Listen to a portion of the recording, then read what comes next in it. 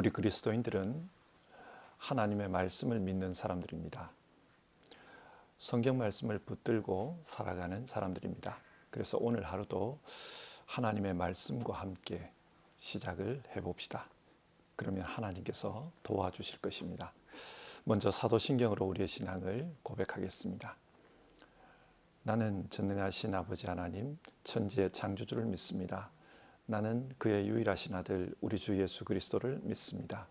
그는 성령으로 잉태되어 동정녀 마리아에게서 나시고 본디오 빌라도에게 고난을 받아 십자가에 못 박혀 죽으시고 장사된 지 사흘 만에 죽은 자 가운데서 다시 살아나셨으며 하늘에 오르시어 전능하신 아버지 하나님 우편에 앉아 계시다가 거기로부터 살아있는 자와 죽은 자를 심판하러 오십니다.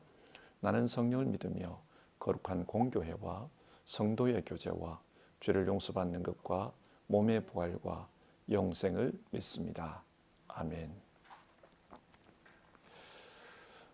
오늘 살펴보실 하나님의 말씀은 창세기 26장입니다. 창세기 26장 1절부터 6절까지의 말씀을 읽겠습니다.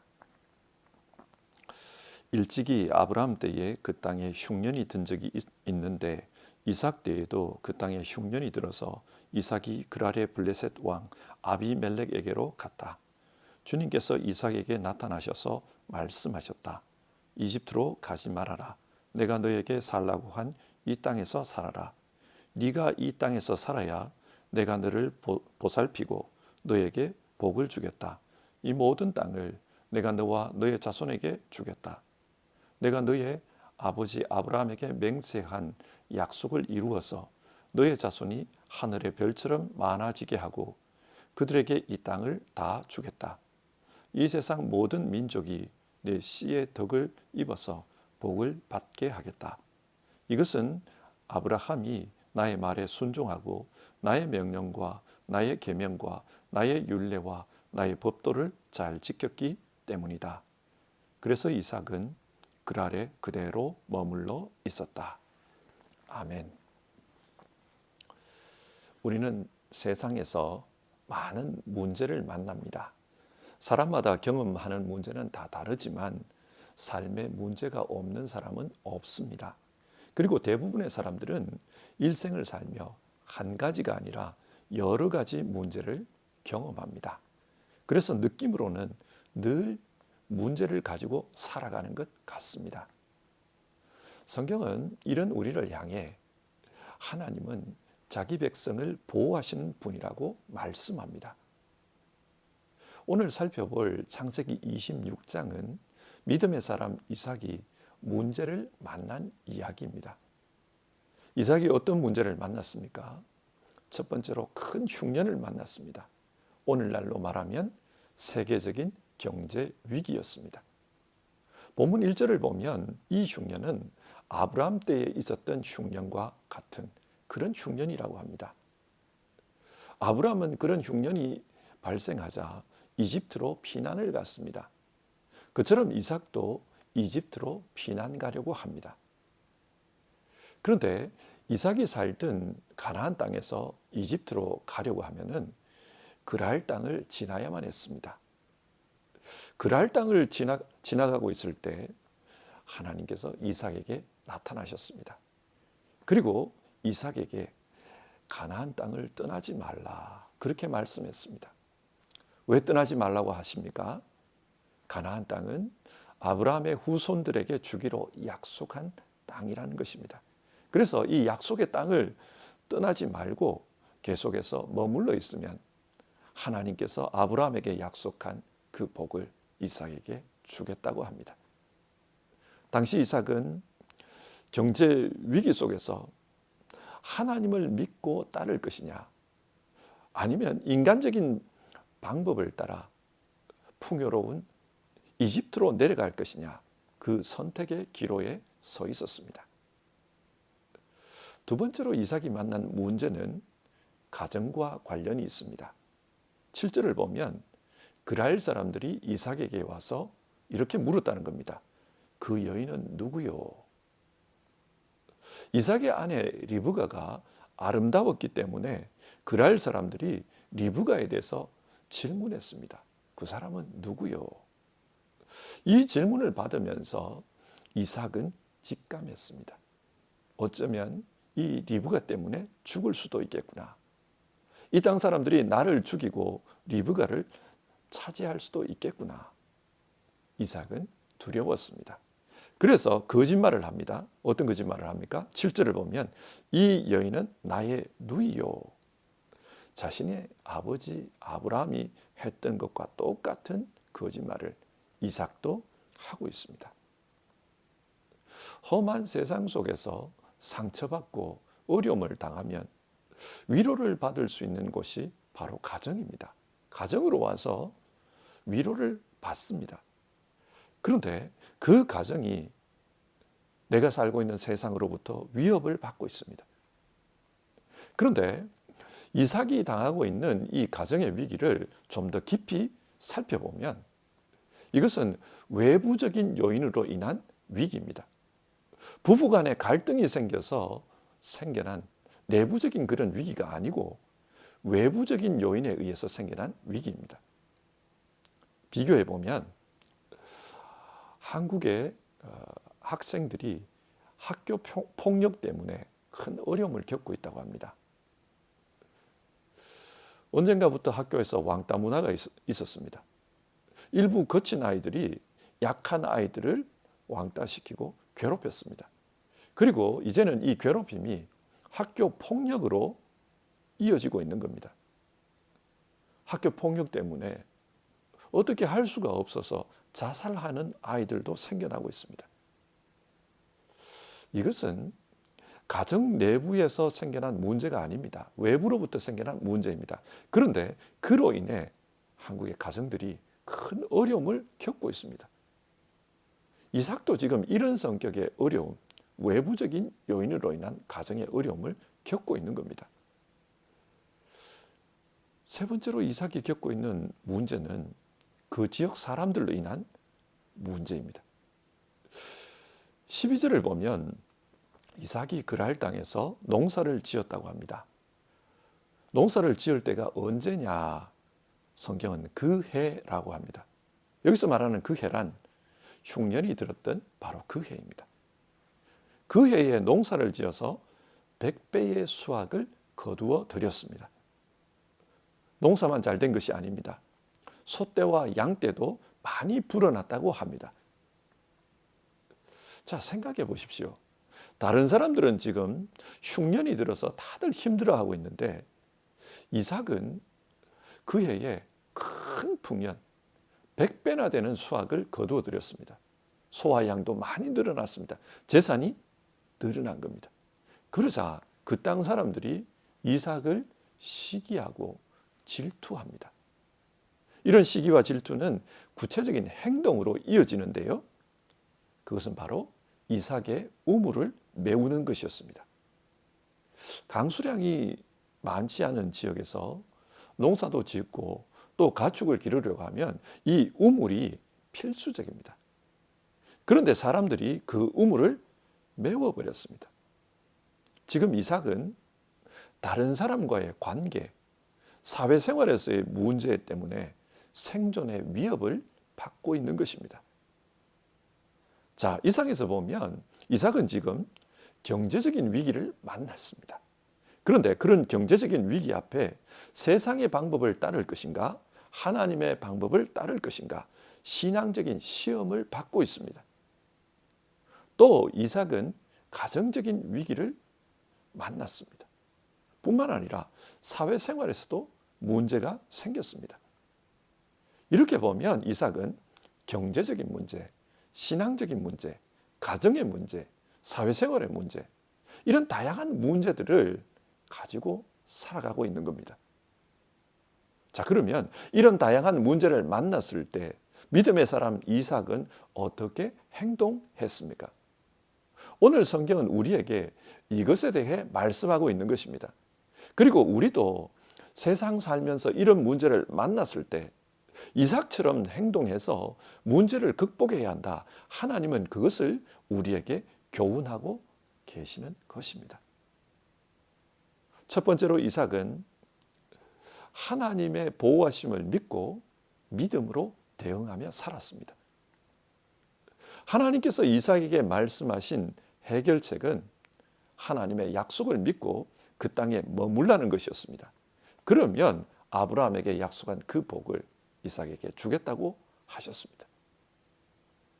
사실 이것은 경제적인 문제를 해결하는데 구체적인 해결책이 되지 못합니다. 경제적인 문제를 해결하려면 경제적인 방법을 말씀해 주셔야 합니다. 그러나 하나님은 그렇게 하지 않았습니다. 이것이 무엇을 의미합니까?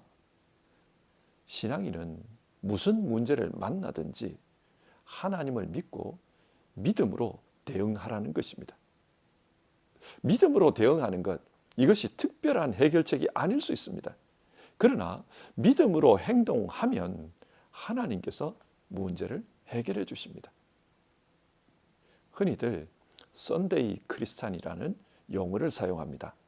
그런데 생각해 보십시오. 썬데이 크리스찬도 하나님을 믿는 사람입니다.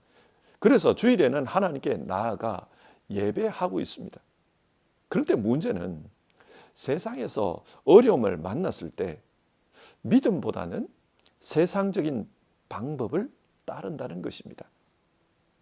그래서 주일은 신앙인, 평일은 세상 사람, 그렇게 보인다고 비판하는 것이 썬데이 크리스찬 아닙니까? 그러면 썬데이 크리스찬들은 왜 이렇게 행동하는지를 생각해 보아야 합니다. 사실 하나님의 말씀이 모든 문제의 구체적인 해결 방법을 제시하는 것은 아닙니다. 오늘 성경에 나오는 것처럼 경제적인 위기를 만났는데 하나님을 믿고 따르면 하나님이 해결해 주신다. 그렇게 말씀합니다. 이런 해결책을 듣고 보면 염려가 많은 사람, 이성적인 사람들은 이 해결책을 그대로 받아들이기가 어렵습니다. 그래서 자기 나름대로 해결책을 찾습니다. 그것이 세상 방법을 따르는 것입니다. 그러다 보니 일상에서는 썬데이 크리스찬이라고 불리게 되는 겁니다. 그러나 여러분, 때론 하나님 앞에서 바보처럼 믿고 살아가는 것, 그것이 성경이 요구하는 것입니다. 보십시오. 흉년인데 바보처럼 믿고 살았더니 100배의 결실을 맺었습니다. 어떻게 100배의 결실이 맺힐 수 있습니까? 흉년인데 말입니다. 이것은 이삭이 한 것이 아니라 하나님이 하신 것입니다. 그래서 100배의 결실이 맺힌 것입니다. 또 그랄 땅 사람들이 리브가를 노리는데 약자인 이삭이 그 문제를 어떻게 해결할 수 있습니까? 어렵습니다. 하지만 하나님께서 개입하십니다. 그래서 하나님께서 그랄 왕을 통해서 이 문제가 해결되도록 하십니다. 11절을 보시면요. 이 남자와 그 아내를 건드리는 사람은 사형을 받을 것이다. 그랄 왕 아비멜렉이 이렇게 선포하도록 하십니다. 인간의 눈으로 보면 하나님의 말씀이 구체적인 해결책이 아닌 것 같아서 세상적인 방법을 찾지만 사실은 눈에 보이지 않는 하나님이 가장 구체적으로 자기 백성을 위해 일해 주십니다. 문제를 해결하기 위해서 싸워 주십니다. 그러므로 하나님을 믿고 어떤 상황 속에서도 신앙으로 행동하는 것, 그것이 가장 좋은 해결책입니다. 신약 성경을 보십시오. 인간이 어떻게 의로워질 수 있습니까? 어떻게 구원을 얻을 수 있습니까? 인간에게 가장 큰 문제는 바로 이 문제입니다. 인간으로서는 구원의 방법이 없습니다. 그러나 하나님께서 일해 주십니다. 하나님께서 우리를 위해 대신 독생자 예수 그리스도를 죽이십니다. 이처럼 하나님께서 일해 주시기 때문에 우리는 그 하나님을 믿고 믿음으로 살면 됩니다. 하나님께서 우리에게 요구하시는 것은 문제 앞에서 믿음으로 대응하는 것입니다. 이 믿음 때문에 바보가 될 수 있습니다. 바보처럼 보일 수 있습니다. 때로는 우리가 바보처럼 행동하면 그것이 하나님의 역사가 드러나는 통로가 됩니다. 바보처럼 믿는 것, 그것이 가장 현명한 해결 책임을 오늘 성경은 말씀해 줍니다. 두 번째로 성경은 하나님의 인도하심이 있다. 그것을 말씀해 줍니다. 그랄 사람들이 이삭의 우물을 메웠습니다. 이삭의 입장에서 생각하면은 화가 날 일입니다. 그 메마른 땅에서 우물을 메우는 것은 너는 이 땅에서 떠나라 그 말입니다. 그러나 이삭의 일꾼들은 계속해서 우물을 팝니다. 그러자 그랄 사람들이 따라오면서 그 우물을 빼앗았다고 합니다. 이삭은 화가 났습니다. 그래서 다투었습니다. 다투었기 때문에 그 우물 이름을 에색이라고 불렀습니다. 또 거주지를 옮겨서 다시 우물을 팠습니다. 그런데 또다시 시비를 걸어옵니다. 그래서 우물 이름을 이번에는 신나라고 불렀다고 합니다. 시비라는 뜻입니다. 하지만 또 다른 곳에서 우물을 팠습니다. 그런데 이제는 시비를 걸지 않았습니다. 왜냐하면 그곳은 넓은 땅이었기 때문입니다. 그래서 우물 이름을 르호봇이라고 부릅니다. 넓은 땅이라는 뜻입니다. 22절을 보면 주님께서 우리가 살 곳을 넓히셨으니 여기에서 우리가 번성하게 되었다. 이삭이 그런 고백을 합니다. 자, 이 말씀을 보시면요. 이삭은 하나님을 믿었지만 믿기만 하고 아무것도 안 한 것은 아닙니다. 가만히 있었던 것이 아닙니다. 그는 자기 상황에서 할 수 있는 일을 열심히 했습니다. 최선을 다해 우물을 팠습니다. 그러나 그렇게 최선을 다한다고 해서 문제가 해결된 것은 아니었습니다. 최선을 다해도 계속해서 문제가 있고 인생에 실패가 있었습니다. 사람들이 계속 따라다니며 어렵게 했습니다. 그런데 여기서 우리가 보아야 할 것은 이삭과 그랄 사람들 사이에 이런 줄다리기가 계속되는 가운데 하나님은 보이지 않게 이삭을 인도하고 계셨다는 사실입니다. 줄다리기 할 때는 그 사람들과 싸울 때는 하나님이 도우는 것 같지 않았습니다. 그런데 지나놓고 보니 그 가운데 하나님이 인도하고 계셨습니다. 그래서 결국은 넓은 땅 르호봇에 이르도록 하셨습니다. 이것이 무엇을 의미합니까? 우리는 우리의 인생을 사는데 여념이 없습니다. 문제를 만났을 때 믿음으로 열심히 싸웁니다. 그 문제에 여념이 없습니다. 어디로 가는지 알지 못합니다. 하지만 하나님께서 그런 우리를 인도해 가셔서 마침내는 하나님이 약속하신 그 복에 이르도록 하신다는 것입니다. 눈에 보이지 않는 것처럼 보여도 하나님은 우리의 문제 가운데 역사하시고 그 문제를 통해 인도하고 계십니다. 때로는 실패한 것처럼 보여도 하나님께서는 그 실패를 통해서도 인도하십니다. 그래서 모든 것이 합력하여 선이 되도록 그렇게 역사하십니다. 이것이 오늘 성경이 우리에게 말하는 교훈입니다. 그런데 여러분, 하나님께서 인도하시는 데에는 방향이 있습니다. 어떤 방향입니까? 이삭은 넓은 르호봇에 정착한 것이 아니라 브엘세바로 올라갔다고 합니다. 이 브엘세바는 아브라함이 하나님의 이름을 불렀던 그런 신앙의 장소입니다. 이 브엘세바에서 아브라함이 에셀 나무를 심었다고 해요. 에셀 나무를 심었다는 것이 어떤 의미냐? 하나님께서 내 인생의 안식처입니다. 그런 의미입니다. 이 브엘세바에서 하나님이 내 인생의 안식처입니다. 그 신앙의 고백과 함께 하나님을 불렀습니다. 하나님의 인도하심은 세상적인 성공, 넓은 땅, 르호봇에 멈추는 것을 원치 않습니다.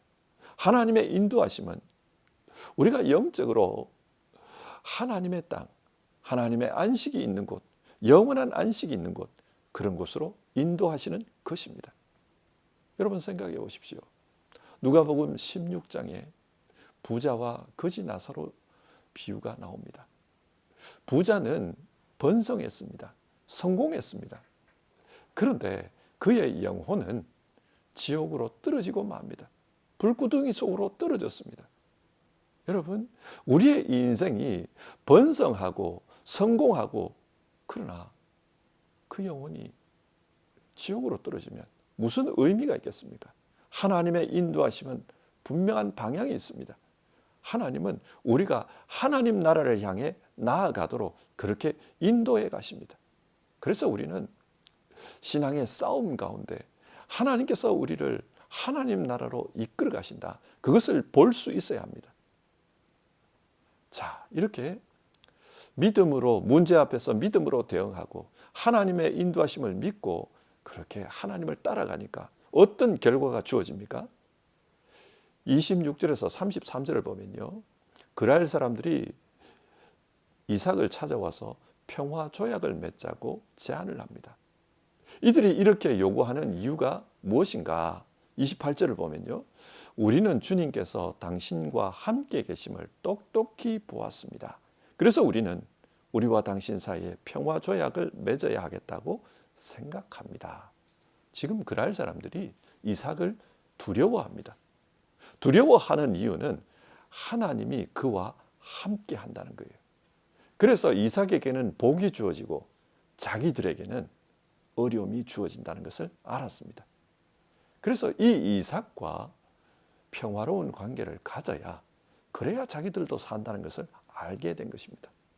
하나님은 이삭을 통해 세상에 하나님이 어떤 분이신지를 드러내고 있습니다. 하나님께서 이런 방식으로 이삭을 보호해 주셨습니다. 그래서 이삭은 자신의 인생에서 평안을 누릴 수가 있었습니다. 하나님이 주시는 샬롬, 그 평안이 임했던 것입니다. 오늘 말씀을 맺겠습니다. 성경은 이삭의 이야기를 통해 문제를 만났을 때 믿음의 사람은 어떻게 살아야 하는가, 그것에 대해 말씀하고 있습니다. 어떻게 살라고 하십니까? 구체적인 해결책이 보이지 않아도 하나님을 믿고 믿음으로 문제에 접근하라고 합니다. 그러면 하나님께서 그 문제를 위해서 싸워주신다. 성경은 그것을 말씀합니다. 또 문제를 만났을 때 하나님의 인도하심을 믿고 주어진 상황에 최선을 다하라고 합니다. 그러면 하나님께서 인도해 주심으로 번성의 땅, 영적 안식의 땅, 평안의 삶으로 이끌어 가신다. 성경은 그렇게 말씀합니다. 성도 여러분, 우리도 문제를 만났을 때 이삭처럼 믿음으로 살았으면 좋겠습니다. 문제를 만났을 때 그 문제 때문에 두려워하지 말고 믿음으로 대응했으면 좋겠습니다. 믿음으로 대응하고 우리가 할 수 있는 일에 최선을 다하면서 살아가면 하나님께서 우리를 인도해 가십니다. 우리 눈에는 보이지 않지만 문제와 싸우는 그 가운데 하나님께서 인도해 주셔서 마침내 하나님이 정해 놓으신 그곳에 도달하도록 하십니다. 우리 이것을 믿고 문제를 만났을 때 믿음으로 살아가기를 바랍니다. 기도하겠습니다. 하나님, 오늘은 성경 말씀을 통해 문제를 만났을 때 어떻게 살아야 하는지 이삭을 통해 보았습니다. 이삭은 문제 가운데 세상의 방법을 쫓을 것이냐, 하나님을 쫓을 것이냐, 그는 하나님을 쫓았습니다. 우리도 문제 앞에서 우리의 생각, 우리의 경험, 우리의 상식보다 하나님을 쫓을 수 있도록 우리에게 믿음을 더하여 주옵소서. 그리고 이삭처럼 문제 가운데서도 하나님이 인도하고 있다는 것을 믿고 할 수 있는 일에 최선을 다하는 우리 되게 하옵소서. 뿐만 아니라 우리가 나아가는 삶의 궁극적인 목적지는 영원한 하나님 나라는 것을 알고 하나님 나라를 향해 나아가는 우리 되게 하옵소서. 오늘도 건강의 문제, 경제적인 문제, 가정의 문제, 인간관계의 문제, 사회생활의 문제를 가지고 기도하는 성도님들을 기억해 주옵소서. 그리고 그 성도님들 오늘 말씀 속에서 답을 얻고 힘을 얻고 길을 발견하게 하옵소서. 우리 주님 예수님의 이름으로 기도드립니다. 아멘. 오늘 하루도 성경 붙들고 살아가는 우리 모두 되었으면 좋겠습니다. 그러면 하나님께서 우리를 도와주십니다. 그러면 주님 가르쳐 주신 기도로 오늘 아침 예배를 마치겠습니다. 하늘에 계신 우리 아버지, 아버지의 이름을 거룩하게 하시며 아버지의 나라가 오게 하시며 아버지의 뜻이 하늘에서와 같이 땅에서도 이루어지게 하소서. 오늘 우리에게 일용할 양식을 주시고 우리가 우리에게 잘못한 사람을 용서하여 준 것 같이 우리 죄를 용서하여 주시고 우리를 시험에 빠지지 않게 하시고 악에서 구하소서. 나라와 권능과 영광이 영원히 아버지의 것입니다. 아멘.